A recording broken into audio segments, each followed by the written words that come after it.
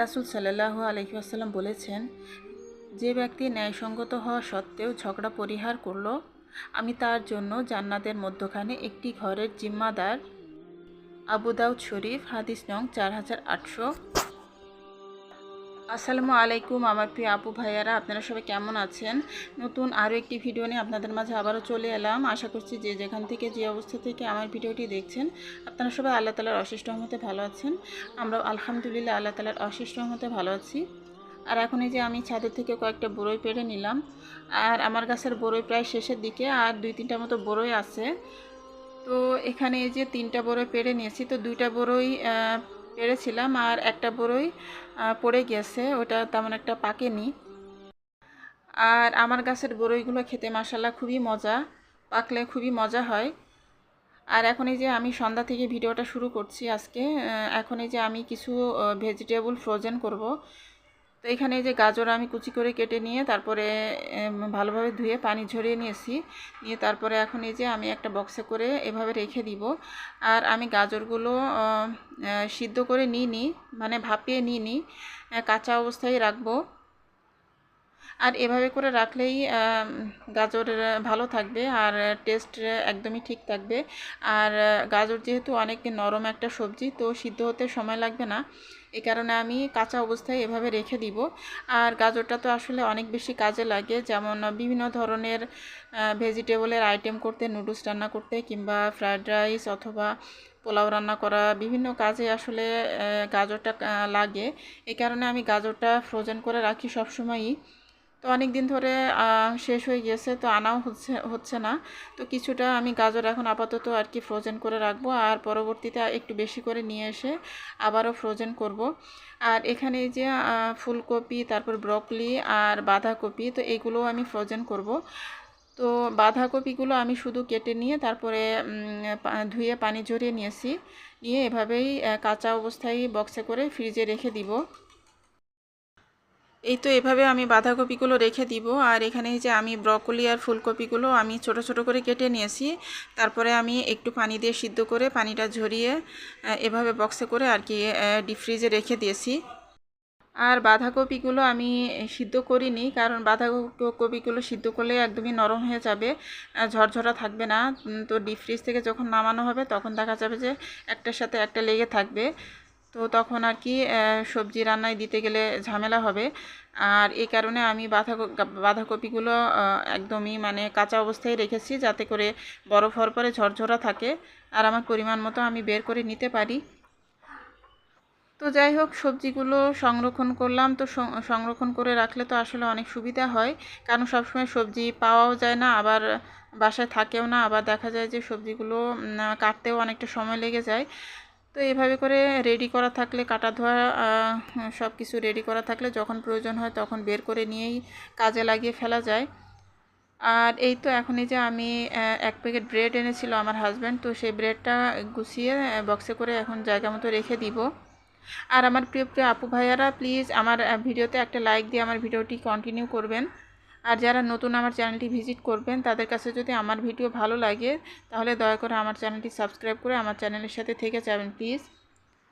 আর এখন এই তো আমার কাজগুলো গুছানো হয়ে গেছে। আর আজকে সন্ধ্যার সময় আমার হাজব্যান্ড কিছু নাস্তা নিয়ে এসেছেন। তো এখানে এই যে নান রুটি আর চিকেন চাপ আর বিফ চাপ এগুলো এনেছেন। তো আমার হাজব্যান্ড সন্ধ্যার পরে যখন বাসায় আসছিলেন, তো তখন আমাকে ফোন দিয়ে বলছিলেন যে বাচ্চারা কি খেতে চায়। তো আমি বললাম যে বাচ্চারা তো নান রুটি আর চিকেনে কাবাব বা চিকেন গ্রিল এগুলো তো অনেকটাই পছন্দ করে, তো এইগুলোই নিয়ে আসতে পারো। তো আমার হাজব্যান্ড আবার এগুলো নিয়ে এসেছেন। তো এইগুলো দিয়ে আমরা সন্ধ্যার নাস্তাটা করে নিয়েছি। আর আমার বাচ্চারা তো এ ধরনের খাবার খেলে রাতের বেলা আর কোনো কিছুই খায় না। তো আমার বাচ্চারা রাতের বেলা আর কোনো কিছু খায়নি।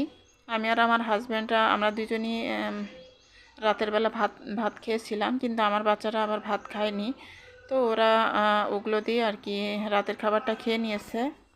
আর এখন এই যে আমি রান্না বান্নায় চলে এসেছি, আর আজকে রাতের বেলা রান্না করব। তো আমি তো গত ভিডিওতে বলেছিলাম যে দিনের বেলা খিচুড়ি দিয়ে চালিয়ে দিয়েছিলাম, তো রাতের বেলা রান্না করেছিলাম। তো সে রান্নাটাই এখন আপনাদের সাথে শেয়ার করব। তো রাতের বেলা আমি আজকে চিকেন রান্না করব, বাটা মশলায় চিকেন রান্না করব। আর সেই সাথে পালং শাক রান্না করব মাছ দিয়ে। তো এই দুইটা তরকারি রান্না করে নিব। আর আমি মশলাটাকে বেটে নিয়েছি বলতে এই মশলার মধ্যে যেমন পেঁয়াজ আছে, তো বেশ কিছু মশলা দিয়ে আমি একটা পেস্ট বানিয়ে নিয়েছি। তো এটার মধ্যে পেঁয়াজ, তারপরে জিরা, ধনিয়া, গরম মশলার মধ্যে আছে দারুচিনি, এলাচ আর লবঙ্গ। তো এই সব কিছু দিয়েই আমি একটা পেস্ট বানিয়ে নিয়েছি, আর সেই পেস্টটাই আমি পরিমাণ মতো দিয়ে দিয়েছি তেলের উপরে। আর সেই সাথে আদা বাটা আর রসুন বাটা দিয়ে দিয়েছি। আর এই রান্নার মধ্যে আর কোনো মশলা আমি ব্যবহার করব না, বাটা মশলা আর কোনো কিছুই ব্যবহার করব না। এখন গুঁড়া মশলাগুলো দিয়ে দিব। তো গুঁড়া মশলা তো নর্মাল যে মশলা সেগুলোই, লবণ, হলুদ আর মরিচের গুঁড়া। তো এগুলোই দিয়ে দিব, দিয়ে তারপরে মশলাটাকে আমি খুব ভালোভাবে কষিয়ে নিব।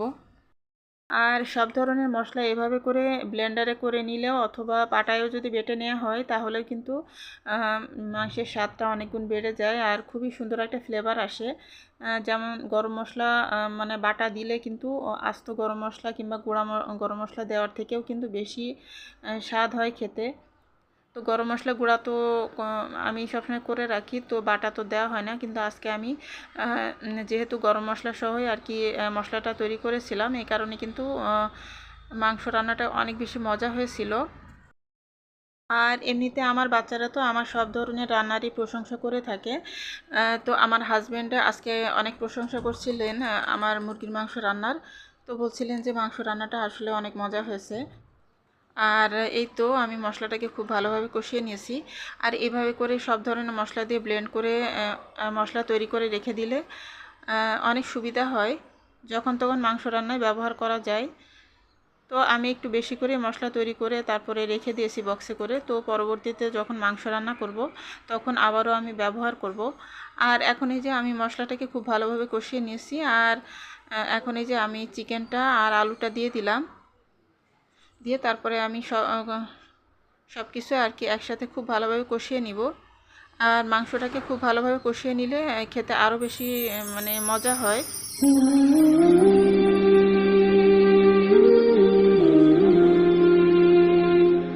আর এই তো এখন এই যে আমি ঢাকনা দিয়ে ঢেকে দিয়েছিলাম, দিয়ে তারপরে এখন ঢাকনাটা খুলে নাড়াচাড়া করে একটু আরও কিছুক্ষণ কষিয়ে নিব। আর আসলে আমার মোবাইলে অনেক ডিস্টার্ব দিচ্ছে ইদানিংকালে, তো আমার মোবাইলে আসলে বেশি লোড পড়ে যাচ্ছে। একটা মোবাইল দিয়ে আমি আসলে দুইটা চ্যানেলের কাজগুলো করি, তো দুইটা চ্যানেল আমি চালাই, সে সাথে আপুদের ভিডিও দেখা, তো সব সময় মোবাইল তো অন থাকে। আর ইদানিংকালে আমার মোবাইলে চার্জ তাড়াতাড়ি শেষ হয়ে যায়। তো যখন দেখা যায় যে মোবাইলে চার্জ শেষ হয়ে যায় তখন আমি মোবাইল চার্জে দিয়েই আপুদের ভিডিওগুলো চালিয়ে রাখি। তো সব কিছু মিলিয়ে আসলে খুবই প্যারার মধ্যে আছি। আর এই তো এখানে যে আমার মাংসটা রান্না হচ্ছে, আর পাশের চুলায় আমি পালং শাকের তরকারিটা এখন রান্না করে নিব। আর এখানে যে আমি সব মশলাগুলো একসাথে আর কি খুব ভালোভাবে কষিয়ে নিয়েছি। আর এখন এই যে আমি পালং শাকগুলো দিয়ে দিব। আর পালং শাকের তরকারিটা তো খেতে অনেক বেশি ভালো লাগে, তো রান্না করার পরে তো একদমই অল্প হয়ে যায়। আর দেখে তো মনে হয় যে অনেক বেশি হবে, কিন্তু রান্না করার পর তো একদমই কমে যায়, বিশেষ করে কচি যে পালং শাকগুলো সেগুলো। আর এই পালং শাকটা তো আমাদের জমির পালং শাক, তো এটা খেতে খুবই মজার আর একদমই কচি। আর এই তো আমি মাছগুলো ছোট ছোট করে কেটে তারপরে ভেজে নিয়েছি। আর এখন এই যে একটু জিরা সরিষা আর ধনিয়া বাটা দিয়ে দিলাম। তো এই মশলাটাও আমি একটু বেশি করে করে ডিপ ফ্রিজে রেখে দিই। তো যখন রান্নার প্রয়োজন হয় তার 1 ঘন্টা আগে আমি বের করে রাখি, তারপরে আমি রান্নায় ব্যবহার করে এরপর আবারও ডিপে রেখে দিই। না হলে আবার নর্মাল ফ্রিজে রাখলে এই মশলাগুলোর কিন্তু ফ্লেভারটা নষ্ট হয়ে যায়।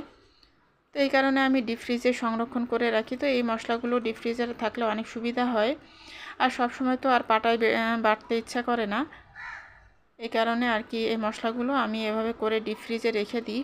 আর এখানে যে আমার মুরগির মাংসটা রান্না হয়ে গিয়েছে। তো মাশাল্লাহ দেখুন কালারটা কিন্তু খুবই সুন্দর এসেছে, আর খেতেও কিন্তু মাশাল্লাহ খুবই মজা হয়েছিল। আর এখানে যে আমার পালং শাকের তরকারিটা রান্না হয়ে গিয়েছে, মাছ দিয়ে পালং শাকের ঝোল। আর এই তো আমি এখন এই যে টেবিলে খাবারটা দিয়ে দিয়েছি।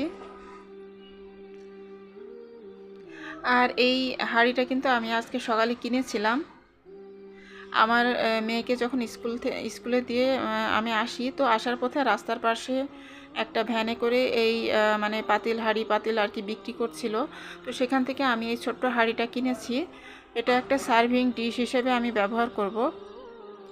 আর যেহেতু আমাদের ওভেন নেই, তো ওভেন না থাকার কারণে আমি চেষ্টা করি যে এ ধরনের হাঁড়িতে ছোট ছোট হাঁড়ি পাতিলগুলোর মধ্যে আমি একবারে তরকারি বেড়ে নিব, তো যাতে করে এটা ধরে ফ্রিজে রেখে দেওয়া যায় আর প্রয়োজন মতো আবার এটা ধরে চুলায় বসে গরম করে নিতে পারি। তো আসলে একটু সুবিধা হওয়ার জন্যই আমি এরকমটা আর কি করে রাখি। তো আপনাদের কাছে যদি খারাপ লাগে তো প্লিজ ক্ষমা সুন্দর দৃষ্টিতে দেখবেন। আর আজকের মতো এখান থেকে বিদায় নিচ্ছি। আল্লাহ হাফেজ, আসসালামু আলাইকুম।